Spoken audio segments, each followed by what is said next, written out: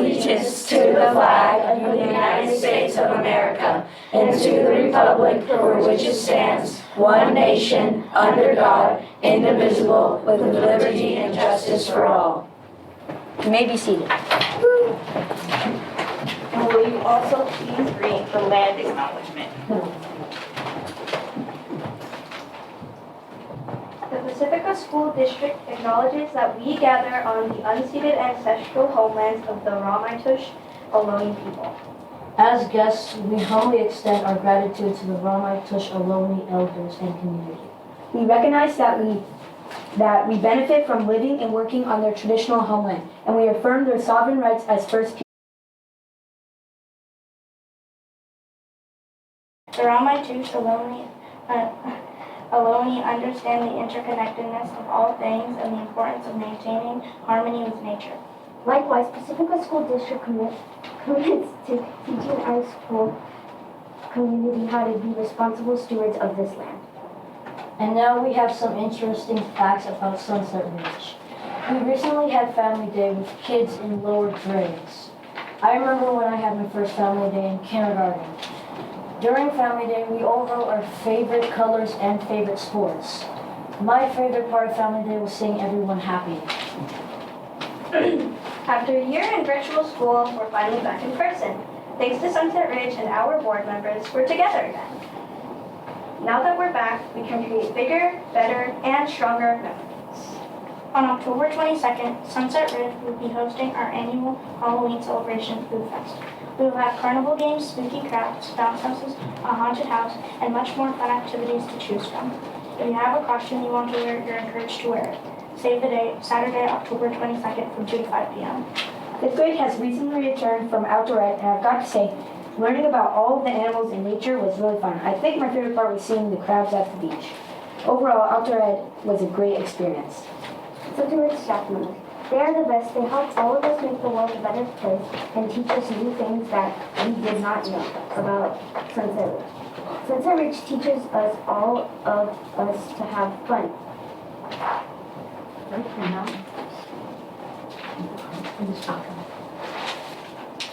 Is that it?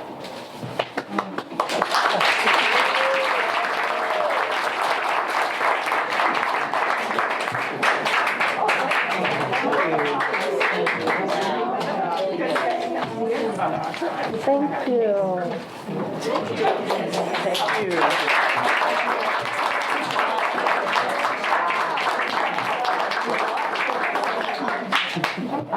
Students and parents, thank you very much for coming for a board meeting today. We certainly don't expect everyone to stay. We know that bedtimes and homework will facilitate leaving, but I couldn't have dreamed of that going any better than it did. So thank you very much. Thank you. Yeah,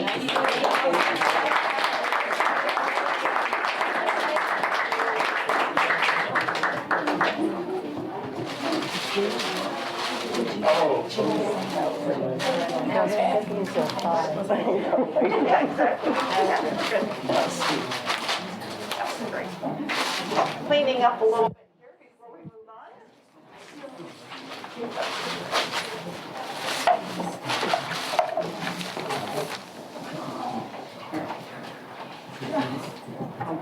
Okay, I'll get that ready.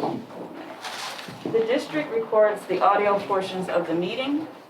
All recordings are kept in the superintendent's office for 30 days and are available during that time period for inspection by members of the public on district equipment without charge. In-person speakers wishing to address the board on agenda or non-agenda items, please complete a request card with your name, address, and the item number and submit it to the board president or superintendent. You will be called to address the board and you may speak for up to 3 minutes. Virtual speakers wishing to address the board on board agenda or non-agenda items, please submit your first and last name and the agenda item you wish to speak on in the Q&A area of the webinar. Please do not submit comments or questions in the Q&A area. You will be called to address the board. Your microphone will be unmuted and you may speak for up to 3 minutes. After you have spoken, your microphone will be muted. Oh, I'm sorry. Barbara, will you take the roll call? Trustee Gonzalez-Askew, Trustee Bikini. Here. Trustee Doggett. Here. Trustee Patel. Here. Trustee Villalobos. Here. Thank you. Yeah, the board met in closed session regarding conference with legal counsel, anticipated litigation, conference with legal counsel, anticipated litigation, significant exposure to litigation pursuant Government Code Section 54956.9D2, one potential case, and the board voted 4-0 to approve the settlement agreement. All right.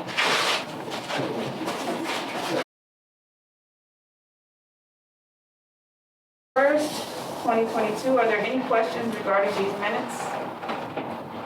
Do I have a motion to approve the minutes of September 21st, 2022 regular board meeting? I'll make a motion to approve. And do I have a second? No second? Barbara, will you take a roll call vote? I guess all in favor, please raise your hand. Motion passes 4-0. Thank you.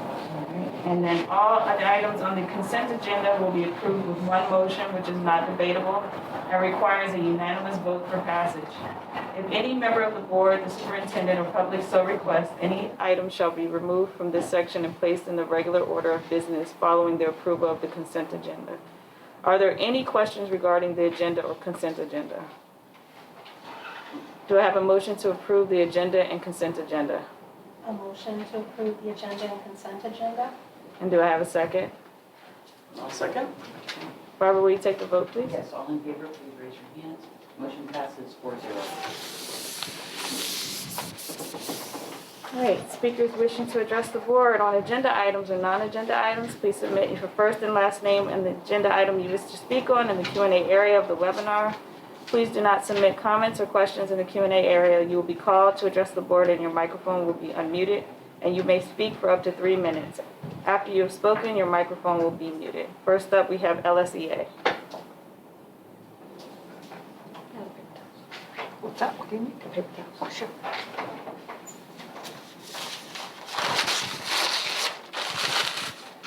Good evening. Hello? Hi. Did you respond that you can hear me? Yeah?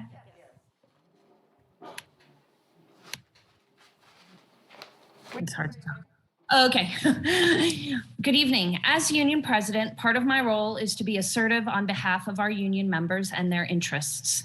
I know sometimes the words delivered can be read or heard as aggressive, but really we've just got to assert what is right.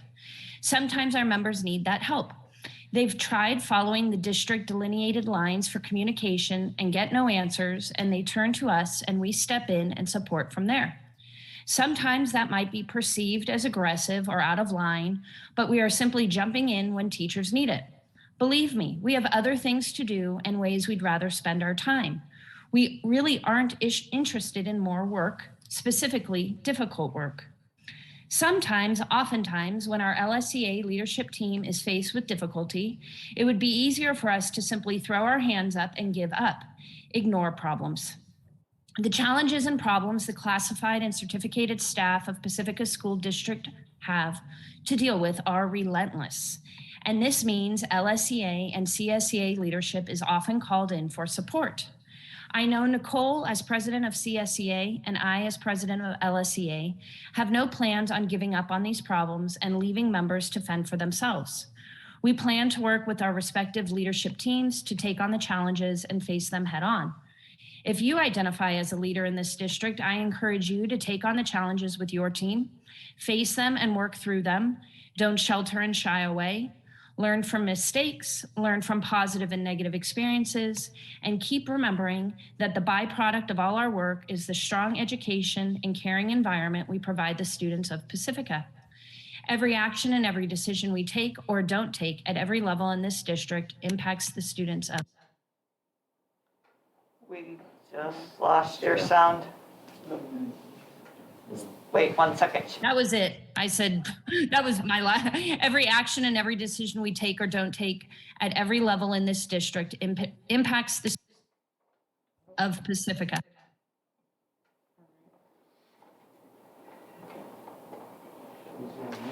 Thanks, Megan. Anything else? She's gone. Okay. All right, CSEA.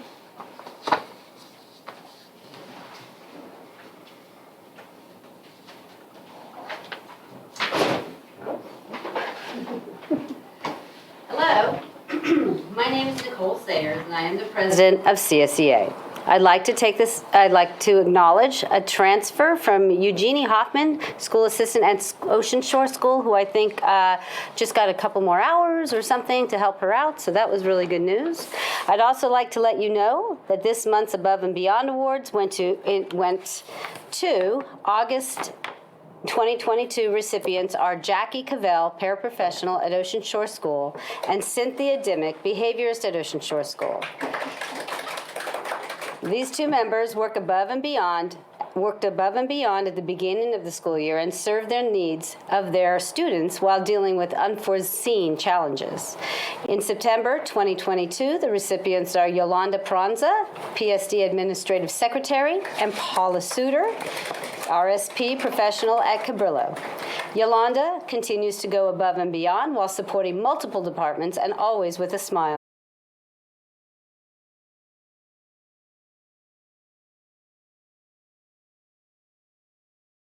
To work as a one-on-one to meet the needs of a student due to PSD staffing vacancies. Okay. For the last couple of years, I've spoken about kindness, to be considerate of others, to show compassion, to realize that you don't know what others are going through. This month, I feel we've taken a backslide. This was a tough month in terms of kindness, consideration, respect, and compassion. I'll address 4 specific examples to clarify why I feel this way. 2 weeks ago, my labor rep and I were informed that the district had made an error in the way that they were paying medical benefits for 20 of our members. Essentially, the district has been covering their dental and medical benefits completely. The district called this a misuse of public funds and said that although this error has been in effect for 20 years, they would only ask us that we change it moving forward. They seemed pleased that this error was magically discovered while it was still open enrollment, so these 20 members may be able to reduce the out-of-pocket cost that they were going to be charged by changing their medical benefits. If they chose not to change the medical benefits, they were going to have to pay an estimated $70 to $800 taken out of their paychecks monthly, depending on their plan, starting January 2023. This was shocking. CSEA called an emergency meeting to discuss the matter. It turned out that some of us had already known about this. One thing we all understood was that our CBO, Josie Peterson, would never let an error of this magnitude go on for 20 years. Josie keeps a close eye on our district finances and would never put her name on an error that went for 20 years. CSEA believes that this was never an error, as the district stated, but instead a past practice that just happened to benefit this group of classified employees. My 2 vice presidents, our labor rep and I, spent the evening of Monday, September 26th, calling the 20 members ourselves to inform them of what was happening. One of those members has been battling cancer for over 14 years. Her husband also has health issues. Another member suffered a stroke while on the job last year and still deals with the aftermath of that. A third member's husband suffered a stroke last year and needs care because he received a pacemaker. The other members simply struggle every month to make ends meet. The stress of not having enough money is real, and this was another hit that they were going to have to deal with. They cried, they had anxiety, they got mad. They didn't understand why this was happening and why the district didn't tell them about it. They felt hopeless and like the work that they did every day didn't matter to anyone, and that made them feel like a group that no one cared about and that they were less than. No one slept that night. Being the president of the union, I did the only thing I thought I could. The next morning, I offered them the district public telephone number and told them to let the HR and the superintendent know how this would affect their lives, and I offered them the emails to the Board of Trustees. Thankfully, the district let us know by 4:30 that day they no longer had an interest in this issue and may want to take it to the table. As good as that news was for us, it caused so much needless anxiety and fear for our members that it really upsets me. This matter should have been handled better. This was handled in a very uncompassionate way, and I feel it was unfair and certainly not kind.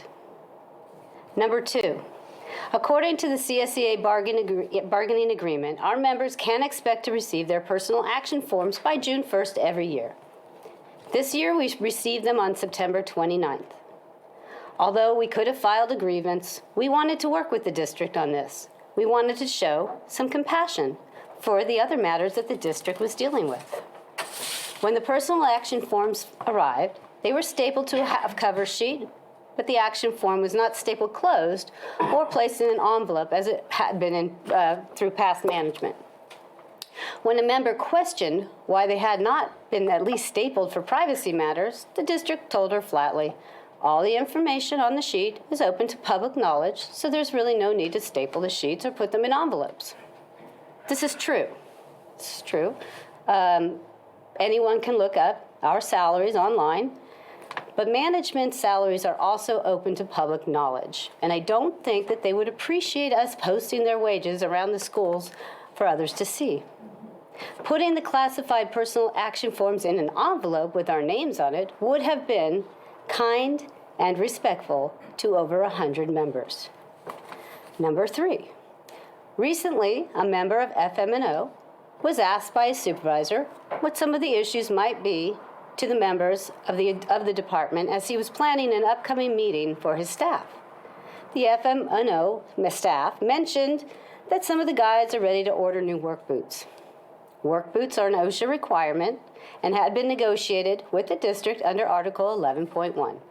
The supervisor stated that since he was not asked to attend those union negotiations, he would have to talk to HR, and that no one told him about this, and he questioned whether or not he really needed to do this. New work boots were negotiated between the district and CSEA. The supervisor will need to order the boots. It's good that the supervisor wanted to check in with HR about the agreement. But the issue is, why the defensive attitude? Why make this more of an argument than just a search for some knowledge? We all need to be careful about the tone and the words we use with each other.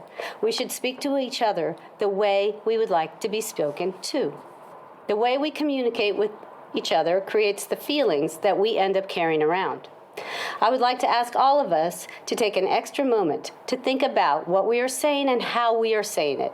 Take a moment to try to say things in a more kind way.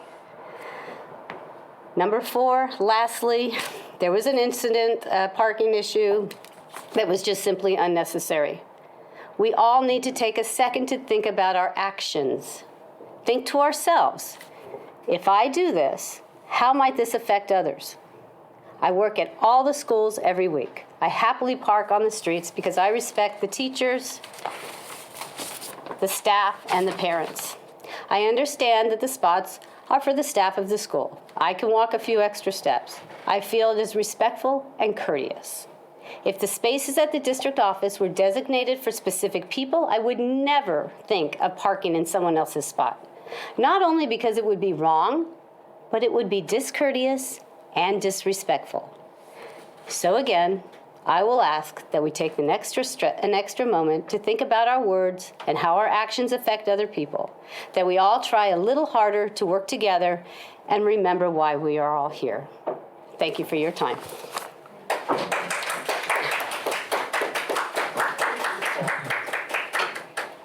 People wishing to address the board. We have one speaker, Michelle Gray. For 9C, isn't it? Are we on 9C? Okay. Let's do the virtual one first. And we'll do these first.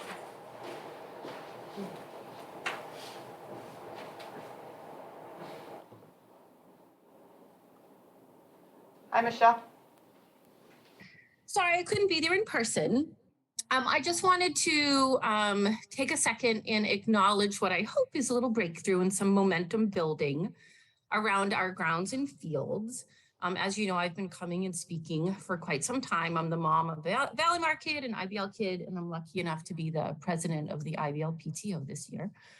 And last week, really want to thank Heather and George and also Tom Stafford, who's our interim principal, and our vice principal there, Chito Garcia, for taking time out to meet with me and two leaders from our local sports community organizations out on the field, talking about how we can move a plan forward to really provide a much better place for our kids and a place where some of these community sports groups can get out there and use, right? So someday, hopefully generating little revenue. So just wanted to say thank you very much for coming out and doing that.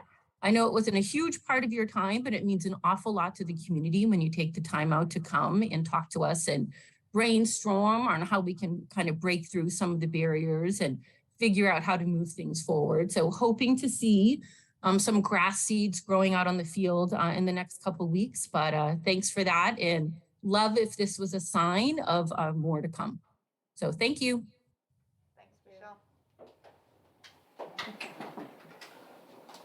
You want to do the in-person? Yep.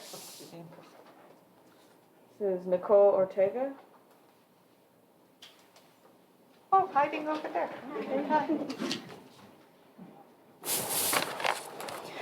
Good evening, trustees. My name is Nicole Ortega, and I'm the second vice president of CSEA Chapter 128 and a longtime PSD employee.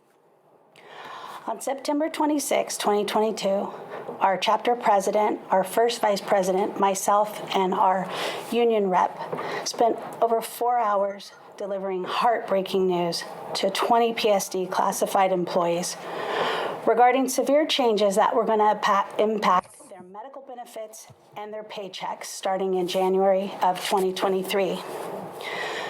I want to tell you that this caused unnecessary trauma to the employees that had to receive this information and to the 4 of us that had to deliver it. There were tears, there was frustration, confusion, anger. It's just one more example, a documented example of why PSD classified employees do not feel valued or appreciated. There's enough going on in the world without having to worry about, in a short amount of time, how your family is going to come up with anywhere from almost $100 to over $800 a month when you are already severely underpaid. I bring this information to you, the board, so that you are aware of what happened and that you are aware of the trauma that it caused to many people. And I am hopeful that you will take steps to ensure that this never happens again. I thank you for your time. Good evening. Tom O'Toole. Okay, I sent out an email on, or my daughter and I sent out an email to John Bartlett on the 14th regarding the replacement of the RSP teacher at Cabrillo School. My granddaughter there, Georgina Bates, has mild autism and ADHD. And we recognize, of course, that the RSP teacher is important to many, many more students. I have no idea how many you know that information. I don't. With the sudden loss of the RSP teacher just before the start of the school year, I understand the circumstances. She was struggling without a resource teacher, and she, after the end of the day and the stress of the day, she was coming home and completely losing it most days. As of September 14th and a little bit before, she is in 8th grade there, and she has had most of the same teachers for 7th and 8th grade and the same para. And they are helping because they know her. And their 2 new teachers they're helping her for the new teachers to know her also. Kudos to your staff. Ms. Fox has been amazing as a para. The other teachers, Turner, Elsenberg, Potter, Uberay, forgive my pronunciation, and Dreyer have been great with modifying homework, testing, and so forth. You have amazing teachers. They are overworked when they do this stuff, however, because they have other stuff to do. You know that. In Georgina's case, Ms. Ellsberg actually took over coordinating this with the other teachers, previously done that by the RSP teacher. and they're telling us how to help her at home. It's getting better, but there's still many days, and it's still a lot of stress for her. She has, in her own mind, compensated by this she now refers to Ms. Fox as her RSP teacher. So in her own mind, she's compensating that to make herself feel better. Quick conclusion, we are at the end of the first trimester, already without a replacement. Her already overworked teachers are going to the string to help her and helping many others. The RSP teacher is needed as soon as possible for her, and the other teachers, and the time relief for the teachers and para, so they can go about their normal work easier. The timing is critical for us, particularly because of the high school transition and the effect of COVID. We'd ask to try to be updated about where this stands and try to be informed as to how this can be addressed. And thank you very much. Okay. Gia Ramsey.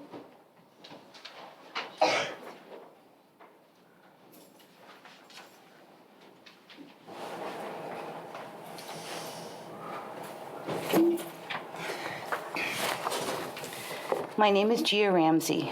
I am working as a paraprofessional at Sunset Ridge. I am one of the 20 people to receive a phone call regarding the possible health insurance changes. When I saw Nicole Sayers' number come up on my phone at 7:45 p.m., my first thought was, oh no, I hope the kids are okay. I didn't know which one. I just thought of all the ones I have worked with and have recently met. That was my first thought.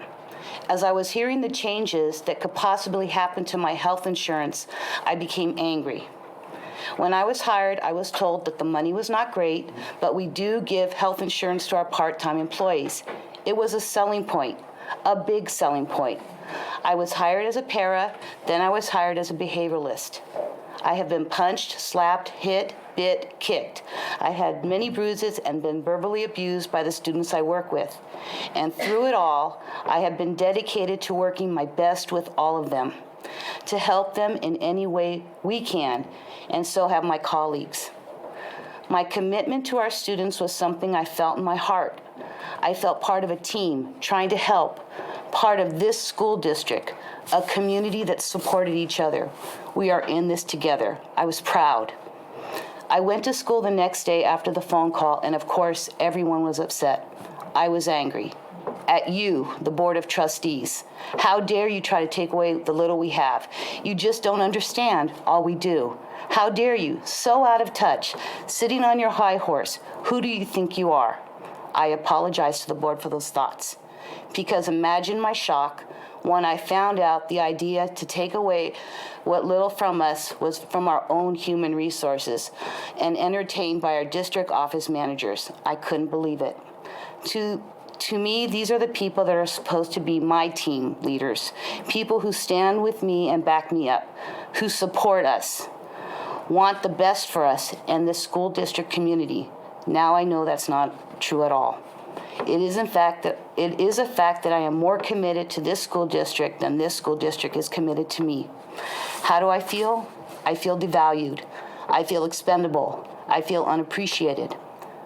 The team leaders of this school district are not ones I can trust or feel safe with anymore because now I know my best interest is not their priority. How do I feel? It doesn't matter how I feel because now I know I'm just a number on a list of 20 people. To our union representatives for standing behind us and for being willing to fight for us, for all their hard work and support, thank you. I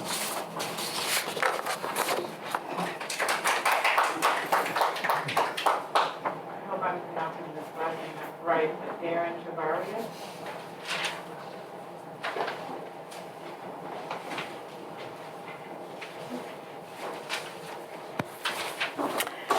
I'm Darren Chavaria, and I'm a paraeducator at Sunset Ridge.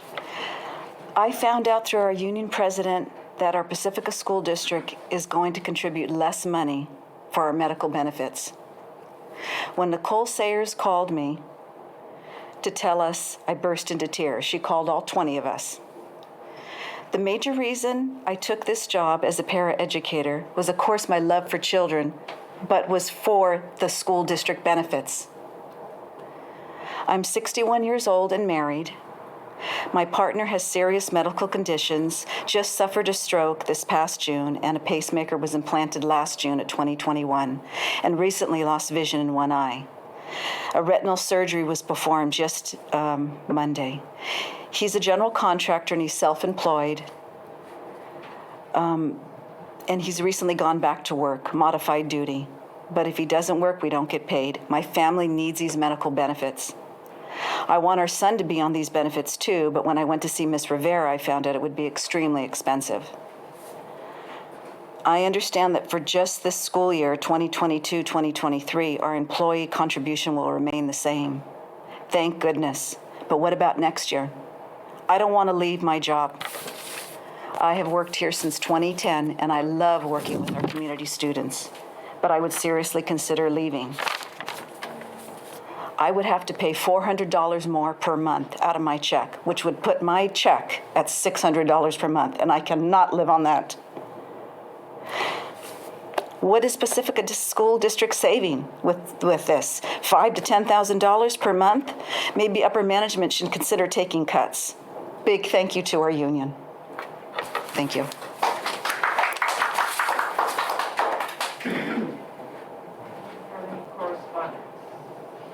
There was some correspondence that's on the board agenda and that we will also post on our website.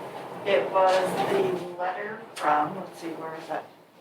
It was the letter from San Mateo County Office of Ed approving our LCAP, final approval of our LCAP, but there are pretty specific budget details in there for anyone that's interested.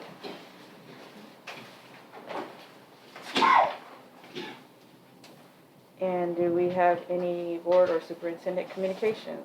Start at the end there with Trustee Patel. Do you have any? Since the last meeting? Well, I had my meeting with superintendent.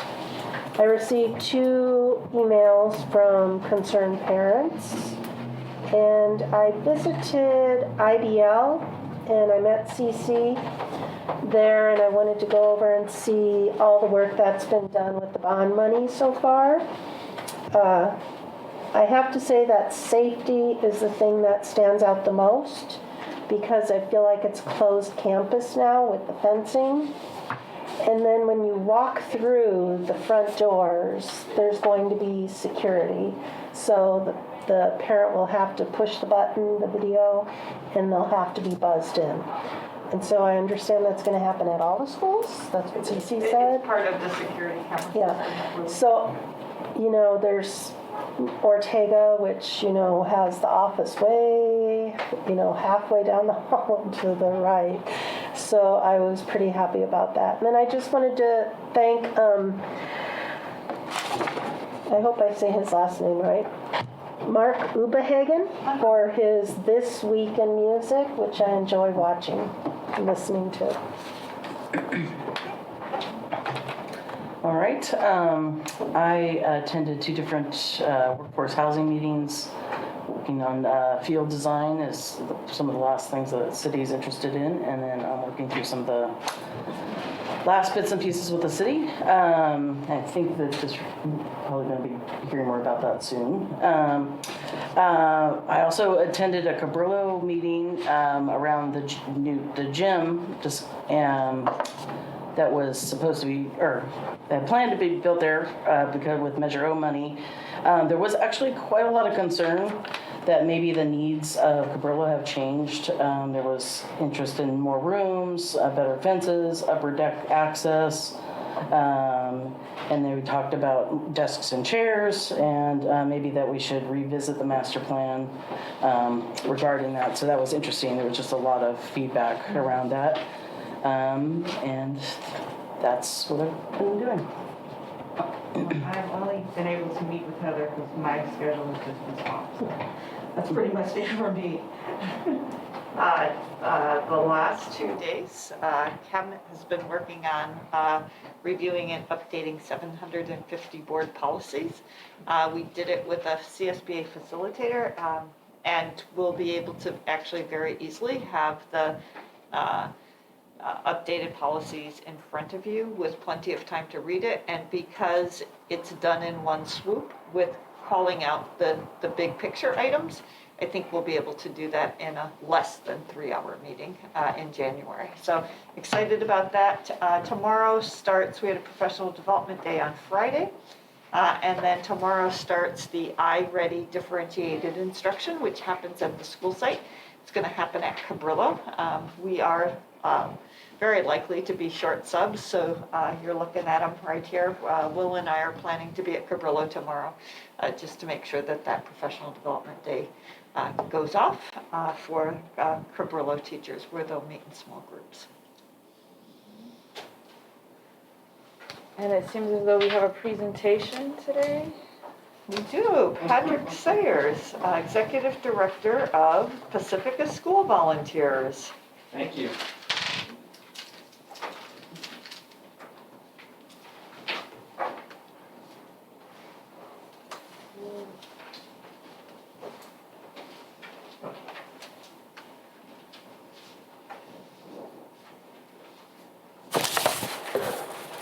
Well, first off, I'd just like to say that this is a well-timed presentation because Pacifica School Volunteers is approaching 25 years of service with the Pacifica School District and providing volunteers to our students. And so I know that there's new board members. I know that there's new people in the district, and this is a good time to go ahead and reintroduce the Pacifica School Volunteers. So, Will, if you want to, oh, okay, great, there it is. Pacifica School Volunteers is a 501c3 nonprofit organization. So we're kind of an outside organization that's coming in and helping the school district with placing volunteers where they're needed. We're not contracted or a part of the district, but we're a separate 501c3 nonprofit organization. And we provide a comprehensive program to support the education and well-being of children in Pacifica's public schools. Our work is based upon the belief that students, families, schools, and the community all benefit when the number of responsible individuals invested in the success of public schools increases. More volunteers, more adults, the better education. Our placement of caring volunteers in the classroom provides academic tutoring, but also provides access for students to build trusting relationships and have consistent, positive role models, two key factors in promoting resilience in children. On the screen is our logo with the helping hand. You want to bring that back? Will, back to the first. Oh, yeah, sorry. Right, that's okay. On the screen is our logo with the helping hand of our volunteers and the logo there. Next. PSV began when two concerned parents, Gail Benton Shoemaker and Claire Harrison, recognized the need for additional help at our most needy schools. From 1997, we have grown from 23 volunteers in one school to a network of more than 200 volunteers helping children in all 6 schools in the Pacifica School District. In 2018-2019, volunteers provided over 27,000 volunteer hours with our local students. Next. PSV recruits, screens, and qualifies potential volunteers, matches volunteers to teacher and program needs, and then continues to train and support volunteers so that they are successful. PSV offers multiple programs for volunteer placement in order to meet the needs identified by schools. In this screen, you can see one of our volunteers placed in the middle of the classroom that they are volunteering in. And part of our mission is to inspire a love of learning, advance academic achievement, promote student well-being, and build community. Some of the programs that we offer to the district is, along with our weekly volunteers, which is placing adult volunteers into classrooms with students that need assistance. We also provide read aloud days when we invite members of the community to come in and read stories to classrooms very similar to this. We are also involved with the Oceana High School Senior Projects Exhibition. So the Oceana High School has a graduation program where each senior needs to write and present about a 30-minute presentation on some subject that they will present. And so we provide the volunteers that come in and evaluate those presentations. Then we have ThinkBridge Summer Camp, which is during the summer. And then we also have Oceana High School Community Service Programs. We work a lot with Oceana High School, placing their high school students in after-school programs in the Pacifica School District. Next.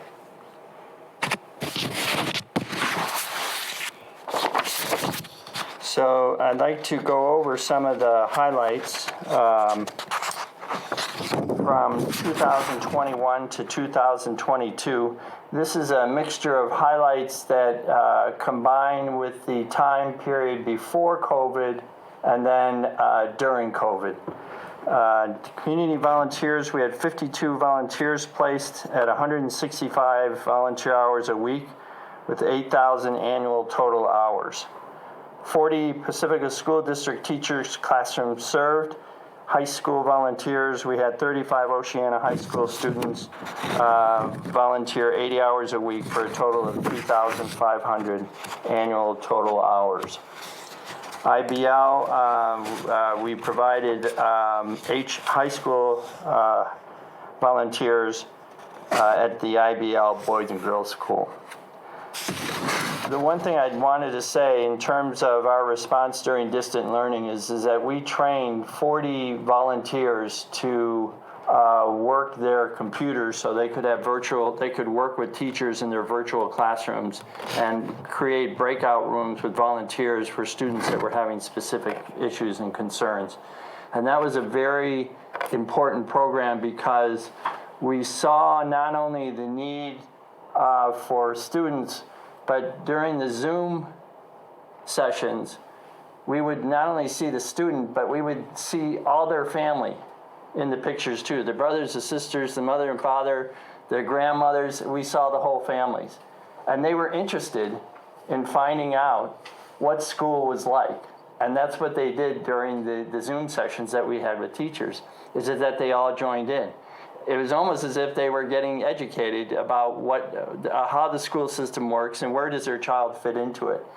And that was a really eye-opening experience for us because we also realized that a lot of the students needed English as a second language or English language learners.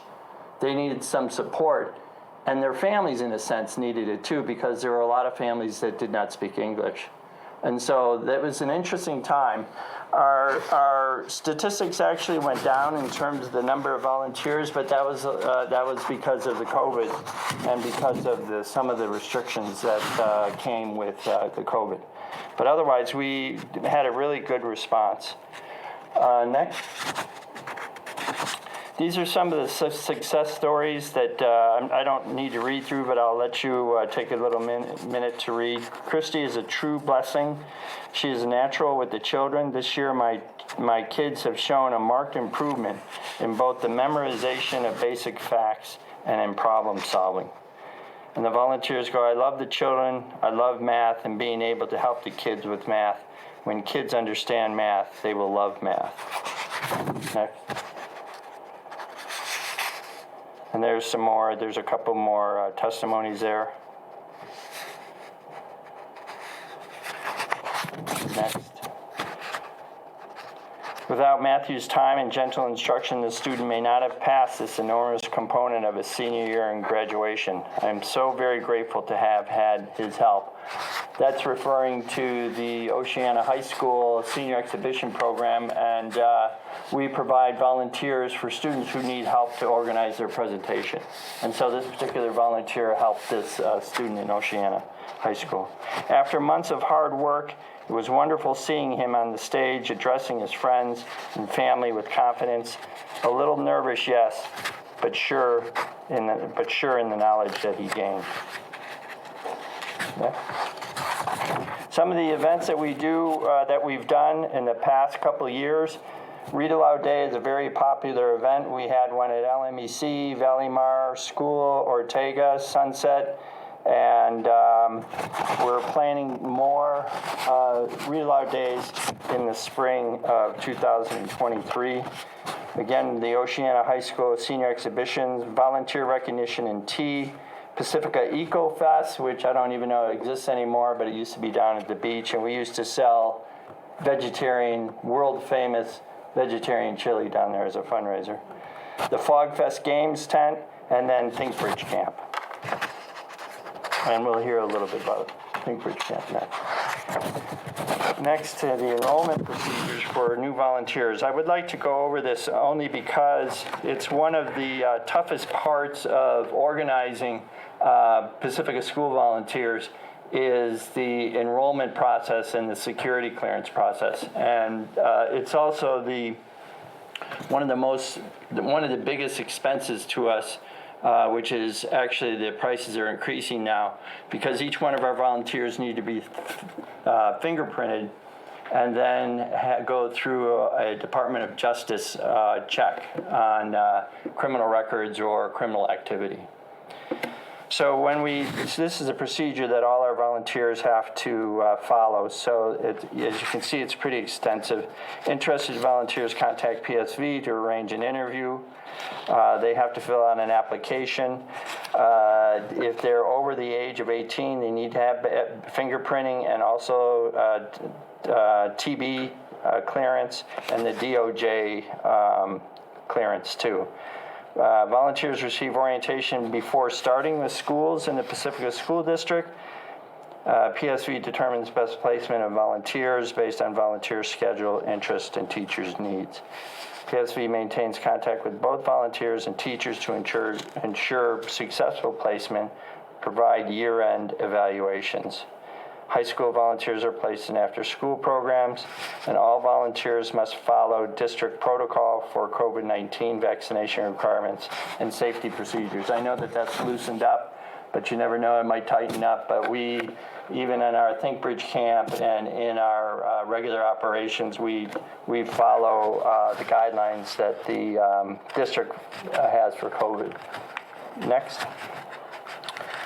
Our goals for the next year is to have 50 community volunteers serving 55 classrooms, 25 after-school high school students providing 75 hours a week, one new Read Aloud Day in 2023, and we used to have a literacy training program. One of the language specialists used to train our volunteers once a month. I think that we've lost that position, but we would like to find perhaps another replacement because it was really helped our volunteers learn about literacy and how to help students move on or move beyond their current literacy levels. Next. Financial support. We have the Lockton Corporation, Safeway, Wells Fargo, and Walmart. The foundations are Woodlawn, Atkinson, Fleischacker, and Robbins. And we have community donations from Mitzvah Fellowship and school district EPOs, which is a really big help to us. And in addition, I wanted to add the Silicon Valley Community Foundation, Pacificans Care, Pacifica Lions Club, and St. Andrew's Presbyterian Church. So that's the regular part of our services. And real quickly, how am I doing on time? Okay, thank you. Our biggest money generator is ThinkBridge, and we depend on the district to help support us with providing facilities and operations for ThinkBridge Camp. It's a very unique camp, and last year we had it at IBL under COVID restrictions, but we had a very successful camp, and it was really a lot of fun, and we liked the IBL location too. Next. So ThinkBridge Camp lets campers explore new and creative ideas through the application of imagination. Campers ages 7 through 12 years old together to build robots that can dance, learn how to sing in a choir, and learn songs that recite the capital cities of our United States. Next. Or learn how to construct an apartment building on the planet Jupiter. What would that look like? Next.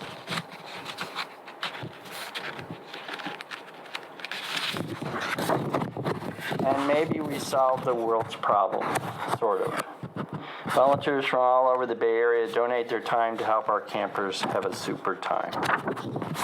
And we look forward to having ThinkBridge Camp this year, too. It's a very unique camp, and the campers love it.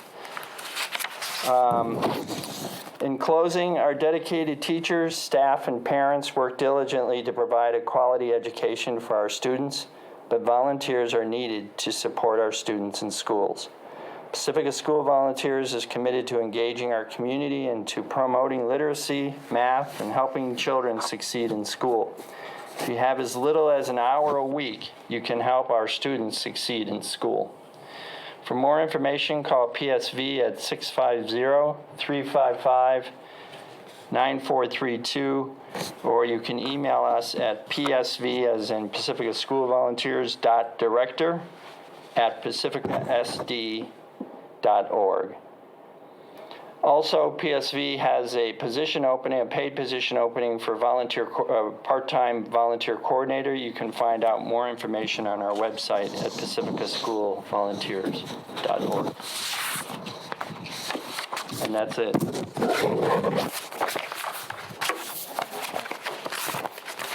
Thank you for the presentation. Thank you. Patrick. Thanks for the time. I have a question though, because I think about 2 months ago, you had talked about the coordinator position.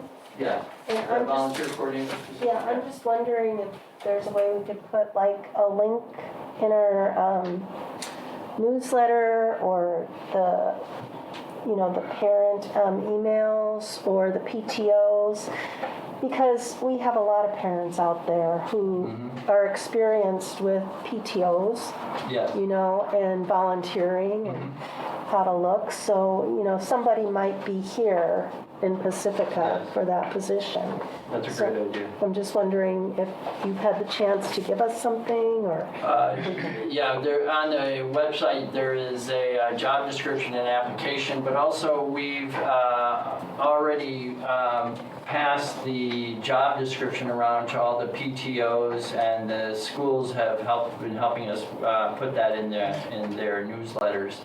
And so as resources come up, we want to place that job announcement in there. So anything that you have, we're ready to go on that. Thank you very much. Yeah, thank you. Thank you. Alright. District goals. The district values the goals provided in our Local Control Accountability Plan, LCAP, and Strategic Plan. All of our district board agenda items are tied to these goals. One or more goals are listed in the description of each board agenda item. The details for each of those district goals can be accessed on our district website at www.pacificasd.org. All right, public hearing resolution number 2022-10-12-A, statement of assurance for pupil textbook and instructional materials. Mr. Lucy? Yes, thank you.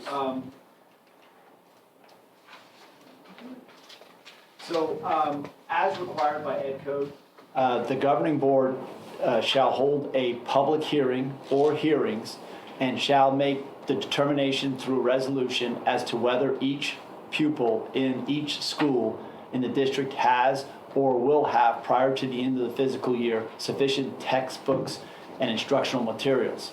So it is the district's commitment to ensure that all students have adequate adopted textbooks and materials, and this would include all the consumables items, as an example, the Bridges math as consumable items that are yearly, but all the other core subject areas, making sure that we have the materials for them, on the consumable materials, on a yearly basis.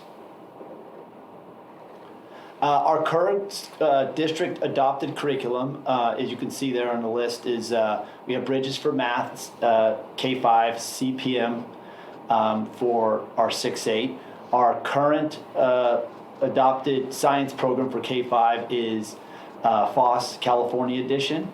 And then the Houghton Mifflin Hardcourt Science is was recently adopted for our 6-8. Our History and Social Science, we have the Houghton Mifflin for K-3, the McGraw-Hill Adventures in Time and Place for 4-5, and then the TCI History Alive California, which was adopted in 2018. In English Language Arts, our Teachers College Reading and Writing Workshop is a K program. And for health, we have Puberty Talk for our 5th, Teen Talk for our 7th. We've also had Puberty Workshop for our 5th, and 2013 Glencoe Teen Health Course 1 and 2 for our 6-8s. So our T5 science adoption process, we are in the midst of an adoption process. In fact, the committee has already met and will continue to meet, and they are piloting programs. This adoption process actually started before the pandemic and got paused by the pandemic. At that time, Sarah Watanabe, who's now works for the San Mateo County Office of Education, she was our science specialist and was leading that adoption. She is now taking over and helping Pacifica School District with that adoption process. Like I said, the teachers are and will be piloting science curriculum from state-approved adoption lists, and we hope to have a selection for adoption from the board and board approval with the implementation for 23-24. I'd also like to note that we are also reviewing or evaluating the 6-8 adoption. There's no intention of, since it was recently adopted, there's no intention of moving away for now, but we are going through an evaluation process because that adoption process, one of the things we wanted to do was after a year of implementations, we wanted to continue to review that particular 6-8 adoption. So that's happening. Up next is we need to move on to our TK5 History Social Science adoption. That's another one that is long overdue of being looked at. So that'll be our next adoption that we'll be going through adoption process. So what you have in front of you tonight is a resolution for approval of the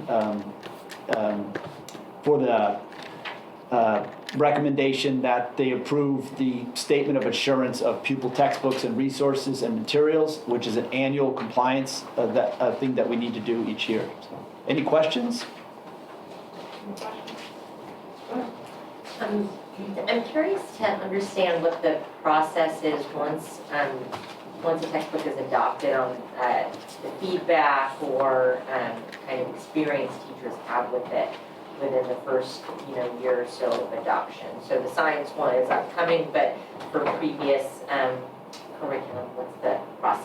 Usually there's a process there's a part of the adoption process that goes through it for any of the subject areas is that there is an evaluation piece that the teachers will do on a yearly basis. This is why we're doing that for the 6-8 science adoption, is we're actually utilizing Sarah Watanabe in that process, because when you pilot a program, there's also surveys that go out, evaluations of it, the pros and the cons of it, what does it have, and all of this in being in alignment with what the standards are saying, and like those pieces. So that process continues on a yearly basis. the pandemic threw kind of a big, huge curveball into that. But that is the process. That part of the science adoption or any adoption is that you do have some timely, sometimes it's annually, sometimes it's every other year, evaluation of that adoption from the teachers who are implementing it. We had been doing that with Bridges Math when it first got adopted. In fact, we got a lot of positive feedback. They weren't happy about the setup of all the materials. They had to get prepared, but they said the actual implementation of it, that the students and the teachers were really, we got a lot of positive comments on that math adoption. And that also tails into the idea of where do we need professional development for the teachers, and the constant goal of implementing it with integrity, like implementing it fully and not just picking pieces and parts of it, that there's some consistency across the board on that. And is there professional development or support offered to principals in kind of understanding how these newer textbooks should be used, like what to look for in terms of what's working and what may need additional support? Ideally, yes, there is professional development that the principals would be involved in. Usually they're involved with it side by side with the teachers. And in the science adoption process, usually you would want a administrative part there. I mean, the key components would be the teachers themselves, so they're implementing it. But I don't believe we have an administrator on this particular K-5 science adoption. I'd have to check to see if we do have one. But I know that that professional development, there's always the inclusiveness of the administrators to be involved in that, because they're going to be doing the walkthroughs, they're going to be doing and they're going to be helping out with the evaluation of the program too, the adoption. Yeah, I just agree with you that I think it's really important for administrators to be involved in that too. Any other questions? Do I have a motion to adopt Resolution 2022-10-12-A, Statement of Insurance for Pupil Textbook and Instructional Materials? I'll make a motion to approve the resolution. And do I have a second? I'll second. Barbara, will you take the vote, please? Yes, all in favor, please raise your hand. Motion passes 4-0. Thank you. District proposal for LSEA negotiations. This is Dr. Torres. Good evening, Board of Trustees.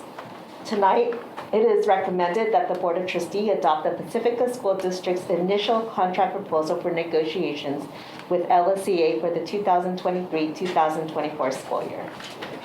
In preparation for successor contract negotiations with LSEA, the district has examined and reviewed all provisions of the current collective bargaining agreement. Pursuant to Government Code Section 3547, the Pacifica School District hereby sunshines and submits the following initial proposals to the Laguna Salada Educational Association. Article 7, calendar. The district has an interest in developing and agreeing to calendars for multiple years that acknowledge the needs of our families. Article 9, compensation. The district has an interest in providing fair and equitable total compensation as defined in Section 9.1 for all unit members, clarifying language regarding health and benefits, exploring adjustment of the teacher in charge stipend to more fully and accurately describe teacher in charge responsibilities, considering suggestions made by the Salary Restructure Committee, and in maintaining the district's long-term fiscal solvency. Article 17, site-based decision-making. The district has an interest in negotiating language regarding site-based decision-making. Article 24, teacher in charge. The district has an interest in negotiating language that would add responsibilities to a teacher in charge description. Added responsibilities would support the principal to address needs at the school site. Article 25, peer assistance review. The district has an interest in negotiating language that would address the current practice of peer assistance review. Are there any questions regarding this item? Okay. Do I have a motion to approve the district's initial contract proposals for negotiations with LSEA for the 2023-2024 school year? I'll make a motion to approve. Do I have a second? I'll second. Barbara, will you take the vote, please? Yes, all in favor, please raise your hand. Motion passes 4-0. Thank you. All right, approval of resolution 2022-10-12B, week of the school administrator. This is also you, Dr. Torres. Good evening, Board of Trustees. It is recommended that the Board of Trustees approve Resolution 2022-10-12B to honor district school administrators during the week of the school administrator, October 9th through the 15th of 2022. Some background, per Education Code 44015.1, in observance of the importance of educational leadership at the school district, and county levels, the second full week in the month of October of each year shall be designated as Week of the School Administrator. Schools, school districts, and county superintendents of schools are encouraged to observe the week with public recognition of the contribution that school administrators make to their schools and community. Research has repeatedly shown that quality school leadership is essential to student success. These leaders, in turn, are supported by a network of dedicated professionals, including special education and general education leaders, classified educational leaders, among many others. The importance of effective school leadership and district office leaders is essential, and in the Pacifica School District, we see evidence of such great administrative leadership. Dr. Torres, can I just stop you for 1 second? Is to put in a plug for the principals in terms of our 2 newest principals. We're in the the full day 3rd through 5th grade Bridges training the other day as people new to Bridges. When we talked about restructuring our board meetings to have students lead the Pledge of Allegiance and the land acknowledgement, Dr. kind of immediately volunteered to be the first school to do that. And I think that the pandemic and the return has been as challenging to certificated, classified, and school principals. And so we want to give a big shout out to our school administrators. I was hoping we could honor them by reading round robin, reading the resolution out loud, and then acknowledging them at the end. Would that be okay? You want to approve it before we? Oh, either way, we can read it out loud or approve it, your choice. Let's approve it first and then Okay. we'll read it. Okay. Were you finished, Dr. I Torres? was finished. Okay, I just want to make sure. Any questions regarding this item?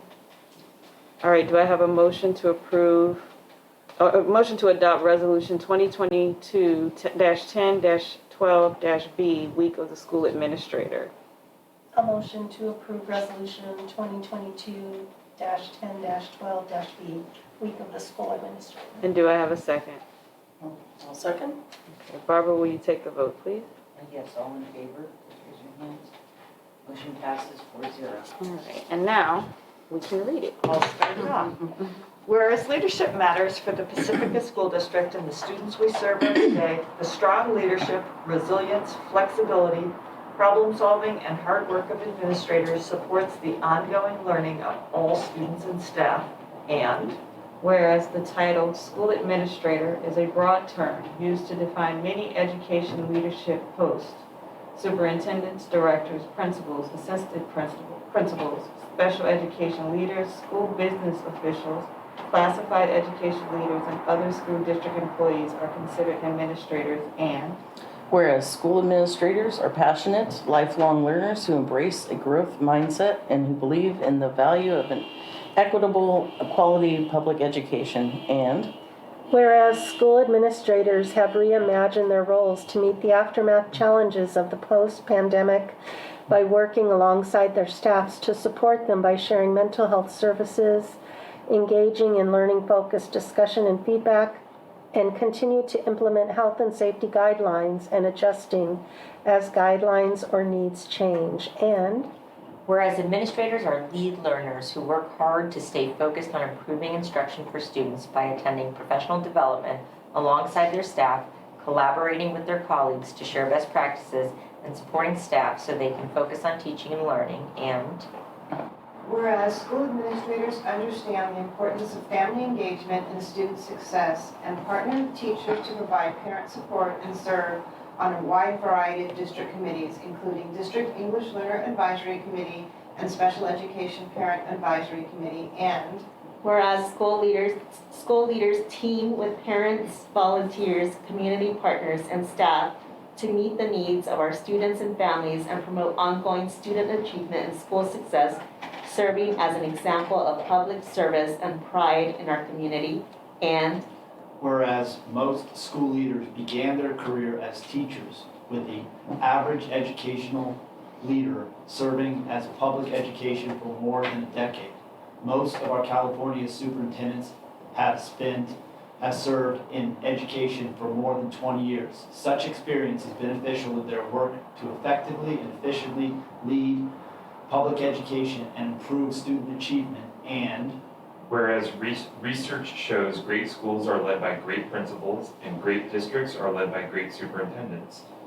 These site leaders are supported by extensive administrative networks throughout the county and state. And whereas the state of California has declared the week of October 9th through 15th, 2022 as the week of the school administrator for Education Code 44015.1, and whereas the future of California's public education system and the more than just under 6 million students it serves depends upon the quality of its leadership now, therefore, be it resolved that the Board of Trustees strongly encourages all members of the district community to join us in personally expressing appreciation to our school leaders for their dedication and commitment to the students, families, and staff of the Pacifica School District.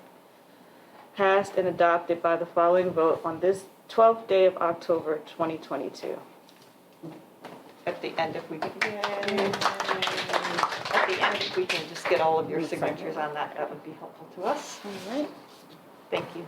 All right, public report on developer fees, Ms. Peterson. thank you, Trustee Doggett. So tonight I'm presenting to you the annual public report on developer fees. It's been posted publicly for the required period at the libraries and the school offices. Just kind of to reiterate what developer fees are, that is whenever there is construction in Pacifica, whether it be commercial or residential, the city of Pacifica collects a permit fee, and it is divided between the Jefferson Union High School District and the Pacifica School District to alleviate the impact of growth in Pacifica, and the fee goes into a restricted account, the developer fee account, to be used for areas of growth when we have to increase student capacity at certain areas. And so we haven't really spent these fees in the last several years, and you've seen the balance grow. It hasn't been a lot of construction in Pacifica, but we do have a balance now when you look at the financial report.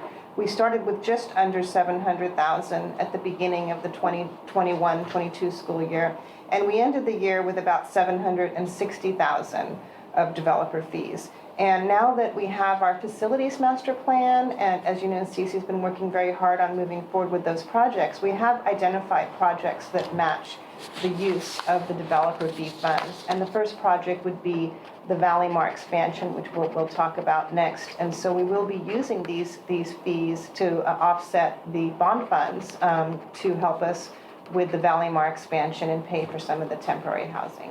So tonight you have the financial report, the public posting, and this has been available to the public. I'm happy to answer any questions that the board might have tonight about developer fees. Any questions? Thank you. All right, approval of contract regarding Valimar School temporary housing. Ms. Peterson again. Thank you. Tonight, we're asking the board to authorize us to enter into a contract for Valley Mart temporary housing while we work on the D-Wing expansion, which is part of the facilities master plan that will occur from January 23 through June 23.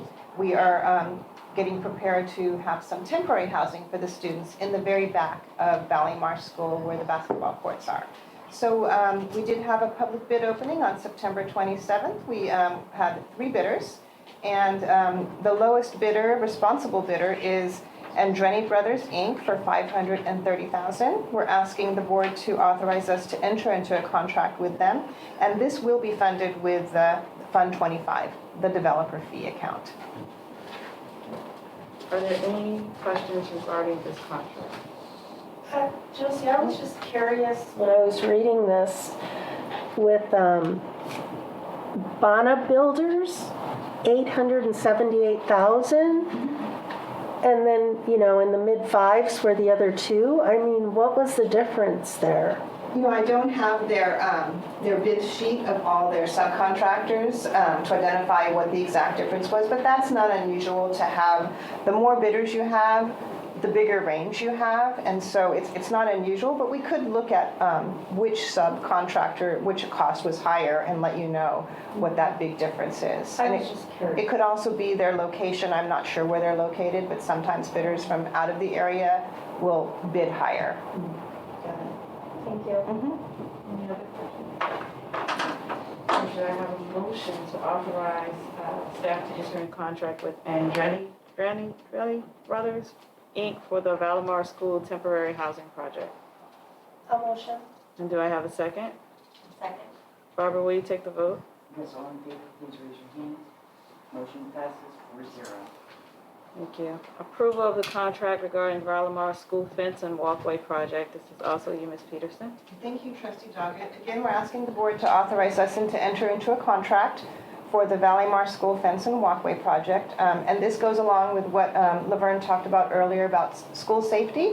And so this project is going to build the fencing all the way from the back of the back of the district office, all the way around the school. And it will be the taller fencing, the more efficient fencing that's going to last in our ocean climate. And in addition to that, it's going to improve our hardscape. When you look at along the fencing, we've always had difficulties with the weeds, and the pathway has been uneven.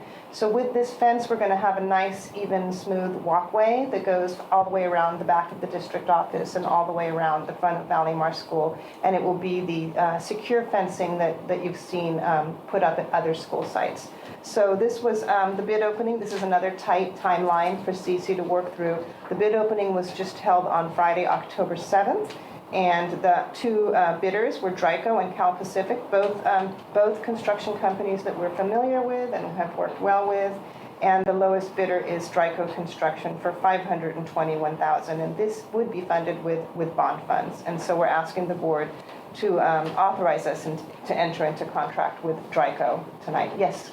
It does mention synthetic turf at the front of the school. I was just curious which sections we were talking about. So I don't have the exact section. I'm thinking it might be that over by the kinder yard, but I'm not 100% sure because we've talked about several sections that it could benefit from. So I'm going to get those details to you in the weekly update. Okay. But it's going to look really good when you go to Sunset Ridge and you enter the front area and you see that synthetic turf. It's clean and it really brightens the school. I'm thinking it's that area over there, but I'm not 100% sure. Thank you. Mm-hmm. Do we have any other questions regarding this contract?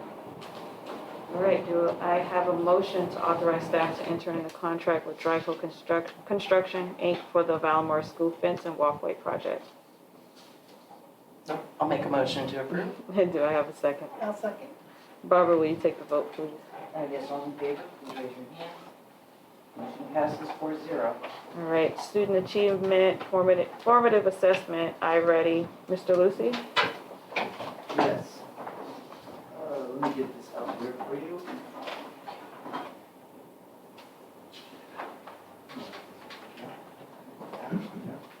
This is an information item. And actually, the title is a little, it's not clear.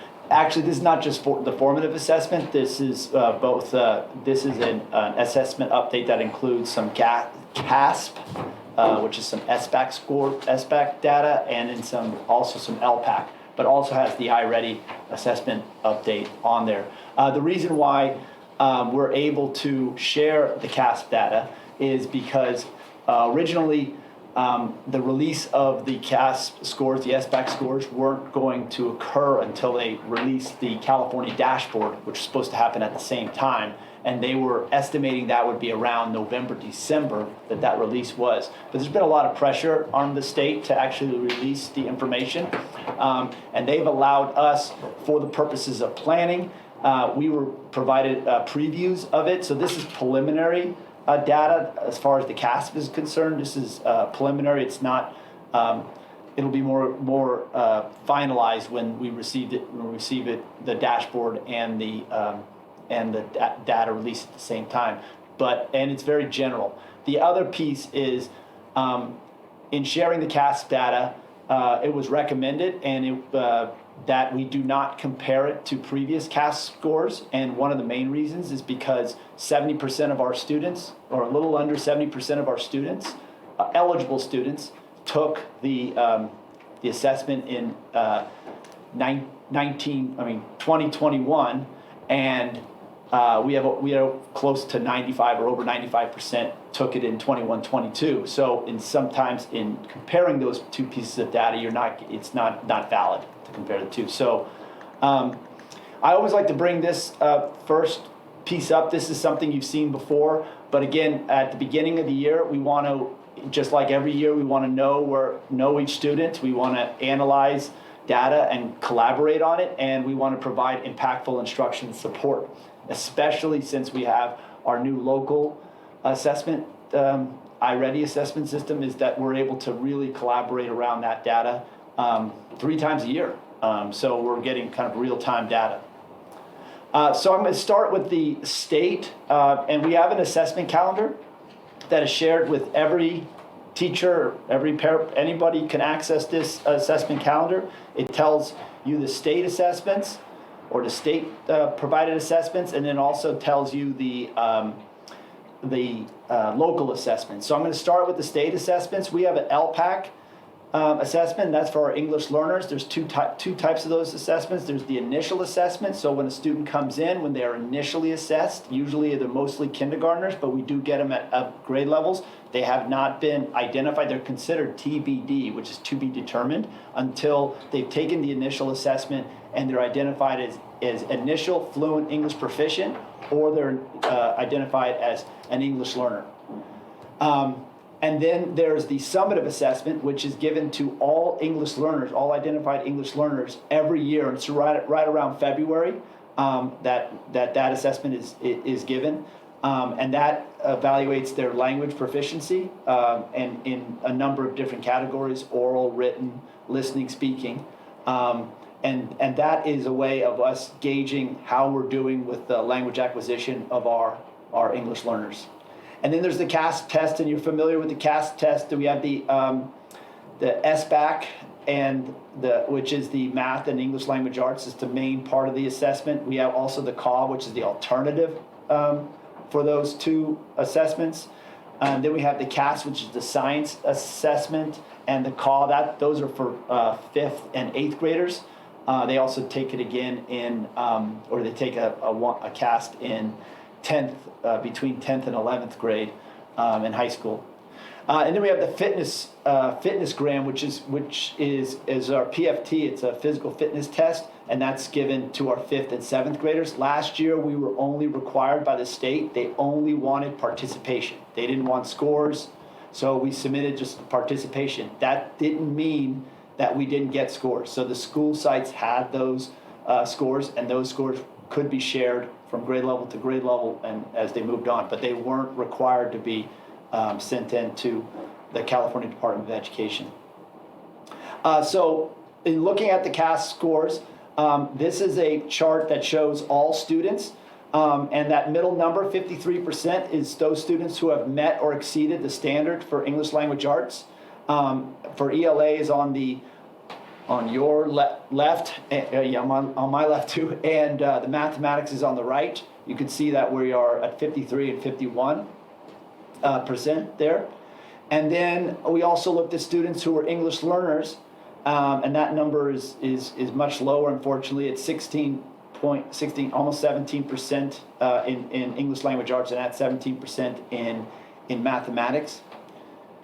And then we looked at students who were what is referred to as socioeconomically disadvantaged, or students that are economically disadvantaged, and those numbers are at 32% for English language arts and almost 32% in mathematics. And then this is looking at the ELA math for students with disabilities, and that's at 17% and 16% for the 21-22. This just this past one that we have. And then this chart is for our English LPAC, and this is the summative assessment. So this was given in February to, at that time, our English language learners. And the proficiency is a combination, the proficiency, that number in the middle is 18%. That is in combination of the level 4s. To be proficient, you need to have to be at a level 4. You know, level 3, you're moderately developed, but you're not well developed until you're at the level 4. And for 2021, that's based on 261 English learner students, and in 21-22, when we had the 11.39%, that was based on 202 English learner students. And then we also want to take a look at it. It's almost goes hand in hand with that proficiency, those levels, is those students that we know that, how many years have they been in a U.S. school, and been enrolled in a U.S. school, and, that they still are an English learner. We have 126 that are 0 through 3 years. Our students that we think are at risk of becoming long-term English learners are those students that have been enrolled for 4 to 5 years. In a U.S. school, we have 47. Our long-term English learners, which is 6 or more years enrolled in the U.S., is at 59. And then there are students that are English learners that are 4 or more in the U.S. school but are not at risk because of the either the delay that they were initially assessed, or there was another reason, and I don't. There's 2 reasons why those 17, even though they've been 4 or more years, but they're not considered at risk.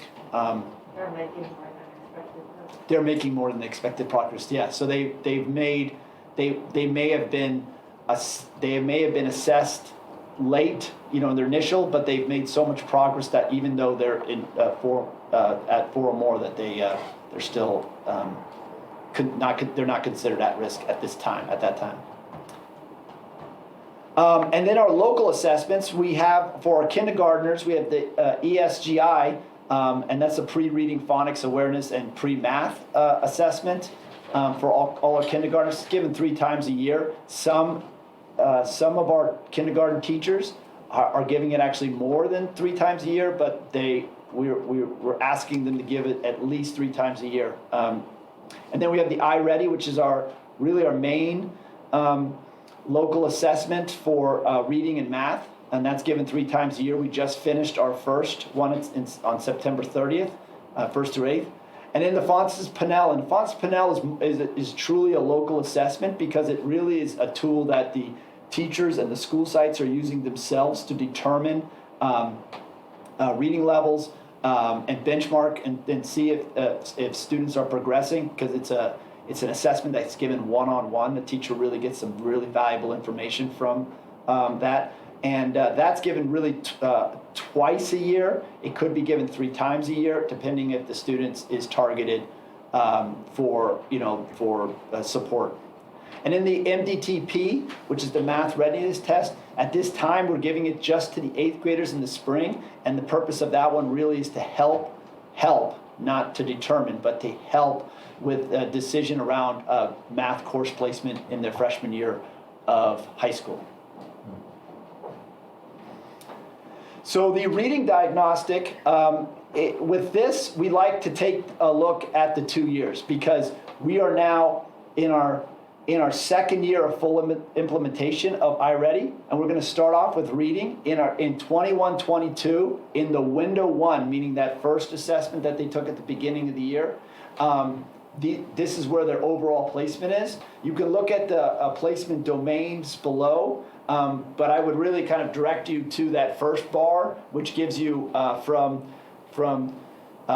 mid or above grade level to early on grade level to 1 grade level below to 2 grade levels to 3 grade levels below. You can look at the percentages on top, and then you can look at actually the numbers of students on the bottom. And then when I switch, if you can kind of remember where those colors are, you'll notice that they're literally the same this year, which is really interesting to me. The way the iReady diagnostic is set up and the way they do the initial diagnostic, it is not beneficial to compare the end of last year's to the beginning of this year's, because again, they're a grade level up, right? The diagnostic is computer adaptive, meaning that they're giving questions at different levels or different grade levels, and based on the answers of those questions, they're really trying to find where their placement is. So it is interesting to see that in reading we have literally almost the same percentages, a little bit better this year than last year. I mean, with 21 and 18 to 22 and 19 on the front end, and on the back end, 14 and 13 to 14 and 13. So pretty similar. If we move to math, again, in looking at the domains are at the bottom there, but in looking at the numbers and the percentages up top, if I go from 21-22, which is the chart that's up right now, to 22-23, it's again very similar. 21-22 at 8 and 18 in the top end to 10 and 19, so a little bit better. And then 16 and 10 to 15 and 10 on the back end there. And again, the numbers are below. If you notice that in 21-22, we had 2,230 students take it, and this year we had 2,219. Now our numbers were a little lower, not much lower, but a little lower as far as total enrollment in those areas, but equating to a pretty similar percentage, but that's something just to note. So kind of a summary of the findings. Here, I'd like to kind of point out these highlights that kind of jumped out. Both our students who were English learners and our students with disability had less than 20% meeting or exceeding standards in both ELA and math. That's something that clearly jumped out. There was also 23% fewer English learners in 2021-22 as compared to 2021. So there were a smaller kind of sample size. Now that could equate to when they were given in February, when they were given the summative assessment, they were giving from 1 February to the next February. There could have been a number of, and there was actually a number of students that were redesignated. They were no longer considered English learners, right? They were kind of lumped in. Now that's going to change when you hit the dashboard, because they keep those students in there even if they're redesignated. But for this purposes, on this particular LPAC, there is a difference between the two because of the redesignation. There's a drop, right? Right now we have 233 students that are English language learners this year. So the number's gone back from 202 to 233. But based off the scores that we have from this past year, we will be redesignating a number of students. So by the time they take it in February, that we'll have a number closer to 200, maybe possibly below 200 in that area. So I thought that was interesting. 43% of our English learners in 21-22 were at risk, 4th and 5th, or were LTLs. I mean, the 43%, I thought that was kind of stood out. That's almost like, you're heading towards 50% of your English learners are either at risk or long-term EL. So there's something that needs to be done in that area. In comparing with overall reading and math placement of Window 1, 21-22, and to Window 1 of 21-23, there are almost identical percentages, as I pointed out, in all 5 levels, which I thought was really interesting. So activities. So what do we need to do? Like, what does this tell us? What do we need to do? So here are some activities to support the student growth. We've been doing a lot of math bridges, number corners, and unit refreshers for our TK5s, not only just for our new teachers, but also for for our students at the last October 7th PD day. We had a professional development around that. Really good too, really solid professional development, especially those 3rd through 5th who had the in-person with Allison Fox, who's phenomenal in my mind. But they all had that training in there to really kind of as a refresher and to be able to kind of think about what they're doing. The Math Bridges intervention kits was provided to our K-5, training was provided to our K-5 special education teachers. We also had on October 7th our iReady delivery of differentiated, we are going to, starting tomorrow, which is why Dr. Olson and myself will be subbing over Cabrillo. We will be, the Cabrillo teachers, and then it'll happen at each of the other schools, will be getting iReady delivering differentiated instruction PD for each of their sites, which will include looking at their data. It'll include what, how to break not to break, but how to provide small group instruction. What does that look like? What groups might you consider in doing that? And then also, what does it mean to deliver differentiated instruction? There's a lot of tools out there around differentiated instruction, and iReady has a lot of resources around there to help with that area. We also this year, which was different from last year, is every single student in 1st through 8th grade has a personalized instruction license. And some of the time on Friday was spent creating a plan, creating a schedule of how are you going to fit this into your in-school schedule, and also how you're going to fit it in so that that these personalized licenses can be used outside of school. So that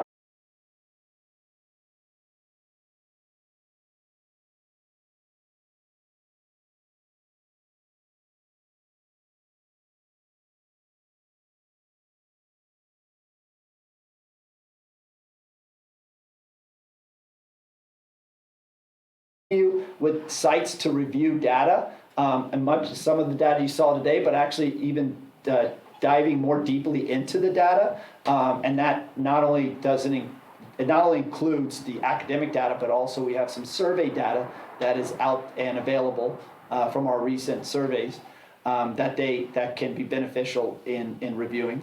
And then we're going to be developing school SIPs, as our school plans for student achievement, and we're going to be reviewing those school plans at our November 30th board meeting. So there's going to be the principals and the sites, along with the support from the district, is going to be helping put those those SIPs together based off this data review that they have, which is going to benefit their actions and their goals and so on.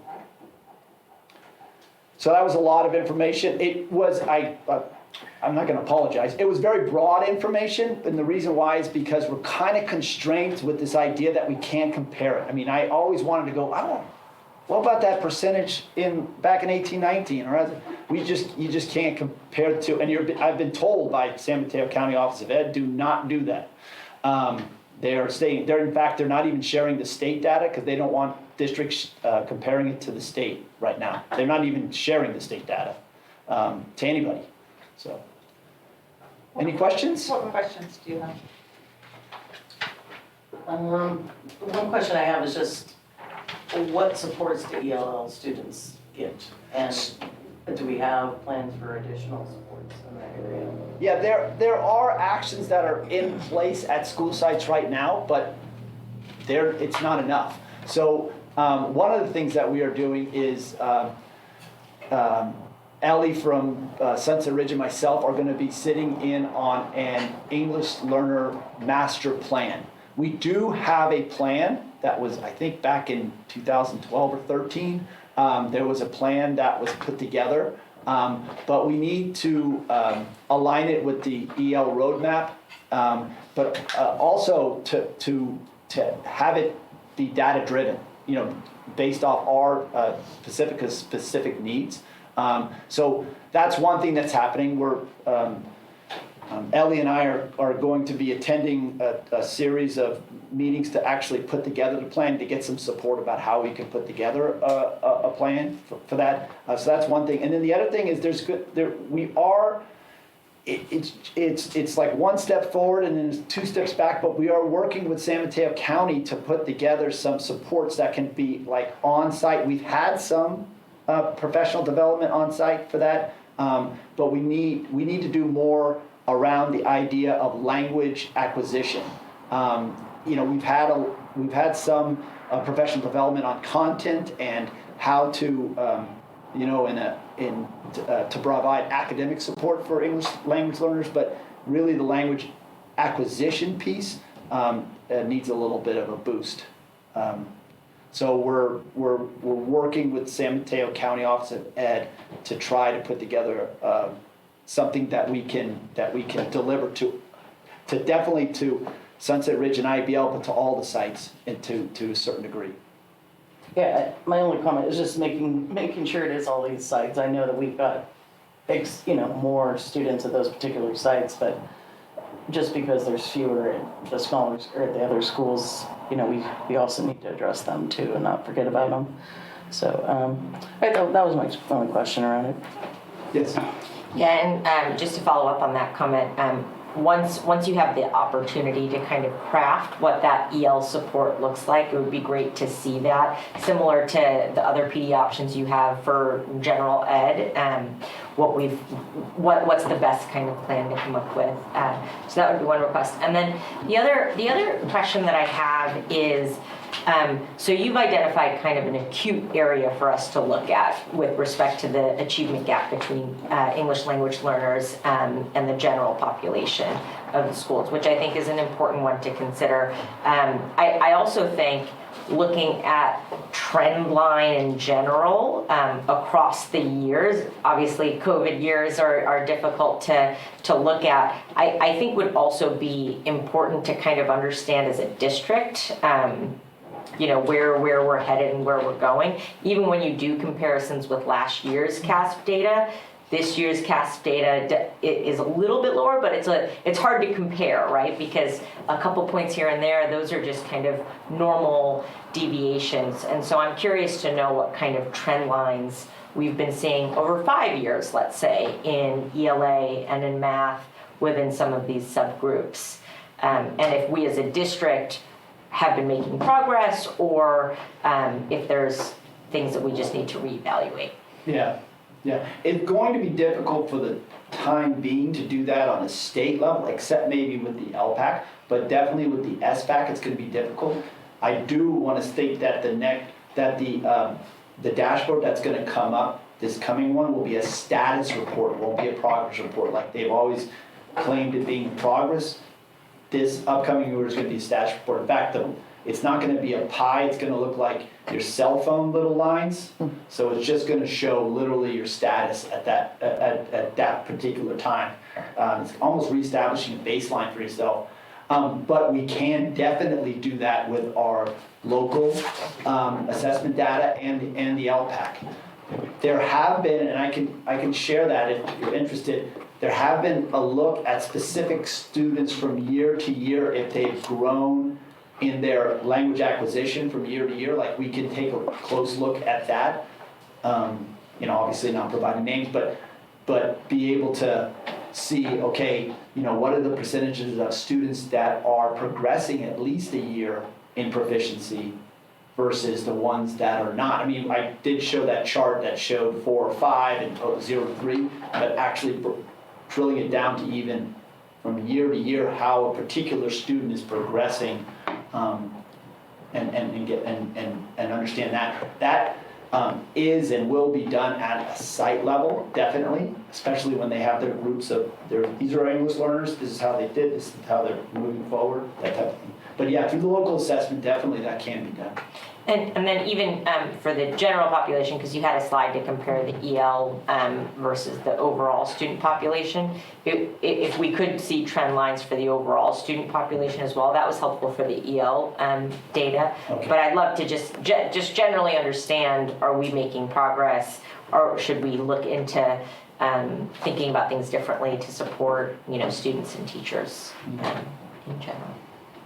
And then one quick question on the iReady, because you're doing it at the beginning of the year, when you say on grade level, that's for this grade level, right? So you wouldn't expect necessarily all, they just started, third grade or whatever it is, and so they aren't yet on grade level. So that's to be expected, is that right? And then is the expectation in an ideal world that 100% are on grade level by the end of the year? Well, there is, and I think I've explained it in a previous one, there's typical growth, and then there's stretch growth.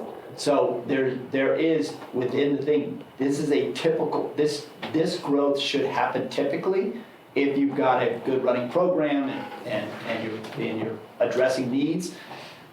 If you have great interventions and you are, then you can reach their stretch goals. That was one of the celebrations we had at the end of last year, was that we had a lot of our students that were getting the typical growth, and then we had a good percentage of our students that were hitting their stretch goals. Which was good news. That was one of the big positives from last year. I'm hoping that continues and actually we do even better in that area. And that's another way, like you're saying, that we can see how these are progressing, and we can break it down into even student groups and about how that's happening across student groups. Any other questions? I just kind of have a comment. I'm curious to see how the SIPSAs address the different data that they have. And then also, I'm just wondering, since we're at the beginning of school year, what's being done as far as keeping the students on track with their attendance, and what the attendance looks like so far? Because if our kids are coming to school, they're going to be learning. Even if it's, this much or this much, they're going to be learning. And so the converse of that is true, is that if they're not coming to school, they're going to be missing out, right? Yes. Like that's the So I'm just curious, some maybe next month or whatever, having the attendance involved in this, so we can see, the kids that are going to We're school. going to do a school climate report, and I think in addition to the discipline part, I think school attendance would be fit in very nicely there. So, and it's so important, right? Like, it's hard to think about making up progress when a kid misses 20% of the school year. Any other questions? All right, thank you, Ms. Felicity. And CSBA Annual Education Conference, and Mrs. Dr. Olson. Sure. So as we prepare for the transition of trustee officers, CSBA does offer a board president's workshop. We were hoping that they were going to offer it virtually, but they did not. Remember we said, let's take it virtually, and they never offered it virtually. So, but it is offered along with the annual education conference that is in San Diego this year.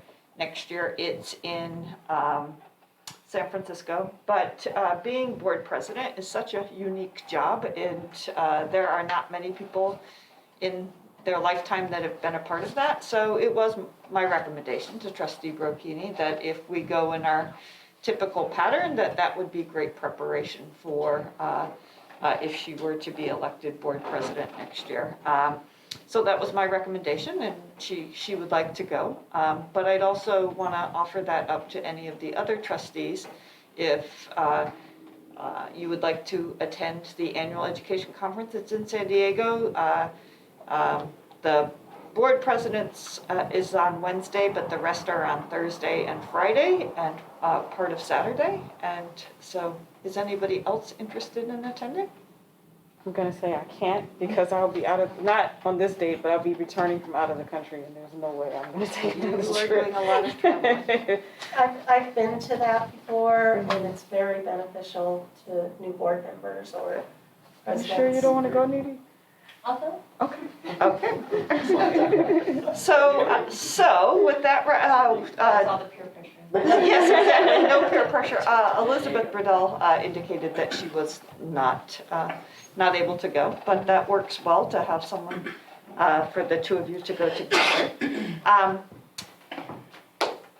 So what we may want to think about, since that is on the night of a board meeting, is think about if people have flexibility in their schedule to instead of meeting on November 30th, is to move it to the next Wednesday, which I think is December 7th. that December 7th? Yep. Yep. So that we would just have a regular board meeting on the 7th, as opposed to trying to get people to Zoom in, which we could also do. Sorry. And I have not checked with Elizabeth to see if she is available on the 7th. And so we have our reorganization meeting the next week. We would have our reorganization the next week, yes. Just looking at this, I already know I could do December 7th. Okay. The following week, though, Becca's graduating, and I'll be traveling to Lawrence, Kansas. So that's when I'm leaving. Yeah, you indicated that. We actually can't move I guess we could move that one the following, but as we get closer and closer to the winter holidays, that gets more challenging. So we will probably have to keep that 15th one. I'd be available on the 7th. Yeah, I'm fine with the 7th. Yep. Okay, so we would need someone to make a motion to move the November 30th board meeting to December 7th. So do I have a motion to reschedule? I'll make a motion. And do I have a second? Second. And Barbara, will you take the vote, please? Yes, all in favor, please raise your hand. Motion passes 4-0. Great. All right, so Future agenda items. Future agenda items. So that I was waiting for that to figure out how to schedule that. So the next big things that we have coming up, next time the big presentation is school climate update, which is both mental health, discipline, school attendance. We'd also like to share some of the panorama data at that point. That seems like a natural point to do that. And then thinking about the 2023 board calendar and upcoming things in the next meetings. So we'll move that November 30th to December 7th. And that's where we do a 2-hour closed session.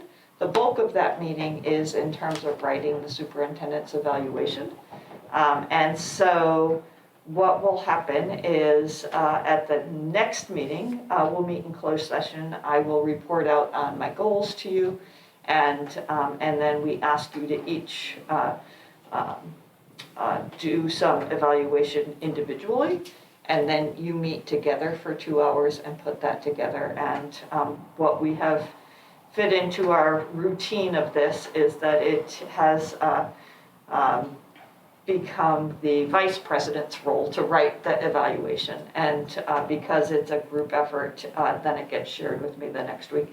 It's unrealistic to think that that's going to get turned around in the week, so we'll report out on that in January. I don't think that's realistic on that. Really, the bulk of November 30th will be the school plans for student achievement. Just as Mr. Lucy said, it's not just that we have the data, it's the so what part is what do we do about that, and what are the plans that are being made and implemented at the school site. I think that's going to be the bulk of that. And then typically that December 14th tends to be a shorter meeting with approval of the school plans for student achievement. So what is not on here that has been requested is specifically the report on reading, and we're going to keep our focus on completing the school plans for student achievement, and then we'll do that in the new year. Laverne? If we could have a human resources update, it doesn't have to be extensive, but just the number of positions we still have open, and what the needs are for the schools. Sure, we can do that in, that one we can do in early November. That'd be a good midpoint check. Anything else? We've got a busy next couple of meetings. So thank you for your flexibility in terms of changing the meeting, because I think that for the trustees that are a part of that workshop, it would be, there's so many opportunities there to have to Zoom into a board meeting, and would be a real challenge. So I appreciate that. That's a great team decision to move that to another day. So thank you. Okay. Unless there's anything else? Nothing else? All right, we'll adjourn at 8:54 p.m. Thank you. Thank you.